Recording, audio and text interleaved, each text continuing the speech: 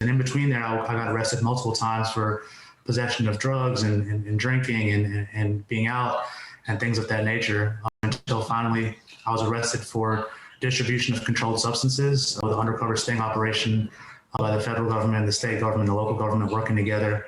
And that started my time into actual real, they call it big boy jail or prison. Oh boy, a whole language that most of us don't know anything about, big boy jail. So what you've got going on in your life now is so dramatically different from this story. What turned it around for you? So after I got out of prison, I was still really kind of in the same mindset a lot. I dove right back into the whole lifestyle. I'm not the type of person that you can like scare or punish or hit anymore to make me change. It has to come from within. And that finally came one day in the form of definitely a higher power, definitely a higher energy, but also my father asking me, hey, Rocky, I was assaulted and had all my teeth taken out of my jaw, crushed, and I had finally got my teeth back at this point in time. And I was done my probation, my after prison care, or after prison, I wouldn't say care, whatever you want to call it, probation. He said, hey, you're not home anymore. You're not, living here. We don't know what you're doing, but how about, maybe going somewhere else, getting away from all this, and I'll pay for you to leave the country. You can go wherever you want to go. And at that point in time, again, I had thought I was smarter. I was had a circle of different people where I was selling things in. I was, I was actually addicted to opiates at the time. And I had girlfriends and cars and a little bit of money. And I decided I want something different. I want something else. And I don't know what I'm going to do or how it's going to look, but I'm letting go of all this. So I let go of all of it and left the country. So your dad gave you a question. How about if you walked away from home? And he wasn't even sure, I don't think, at that time what he was asking me. He was just, I guess he had an intuition. And that's why I say it's a higher power that was acting through him and acting for both of us. And it allowed me to make that decision. That was November 4th, 2013. When I finally decided that. Wow. So November 4th, 2014, where did you go? I went to India. And I lived with a family friend on a farm and just started living a clean life, just helping him out on his farm, working out on a daily basis. I didn't have, marijuana, cigarettes. I couldn't communicate with any of my friends much anymore because there was not much service there and signal there. And I slowly let go of just all these identities and attachments I had.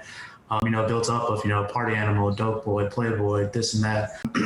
That kind of just slowly came in me as that time in India kind of progressed. How long did you live on the farm in India?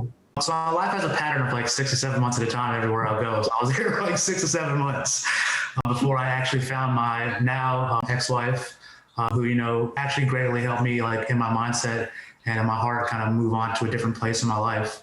I met her, and then that's a whole story that starts from there as well. But we left together and came back to the U.S. And moved to New Jersey, where I didn't really know anybody hardly, and got married there. And I started working, teaching tennis, and eventually, started the business there as well. Wow.